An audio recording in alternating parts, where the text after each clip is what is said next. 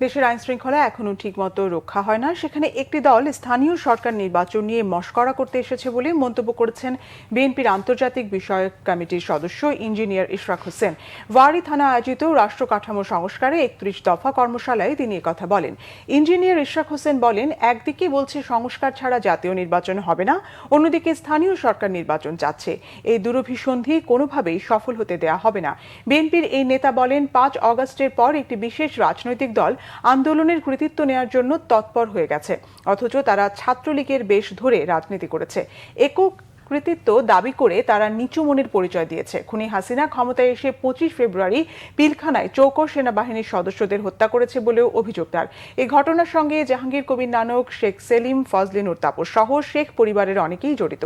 তাদের সর্বোচ্চ শাস্তি নিশ্চিতের দাবিও জানান ইঞ্জিনিয়ার ইশরাক হোসেন।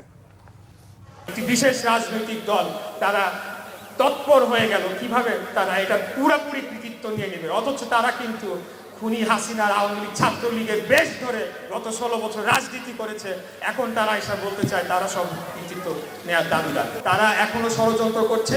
তারা বলছে যে এখন নাকি স্থানীয় সরকার নির্বাচন তারা চায়। বাংলাদেশের আইন শৃঙ্খলা রক্ষায় তো ঠিক মতো করা হয় না, এখনো চাপাতি দিয়ে রাতের বেলা ছিনতাই হচ্ছে, ডাকাতি হচ্ছে, আর আপনারা আসছেন স্থানীয় সরকার নির্বাচনে মশকরা করতে আমাদের সাথে। আপনারা একদিকে বলেন সংস্কার ছাড়া জাতীয় নির্বাচন হবে না, আবার এইদিকে আপনারা স্থানীয় সরকার নির্বাচন চাচ্ছেন। তাদের এই দুরভিসন্ধিমূলক ষড়যন্ত্র চক্রান্ত আমরা সকলেই বুঝি তারা কি করতে চাচ্ছে। এটাকে আমরা কোনোভাবেই সফল হতে দেব না।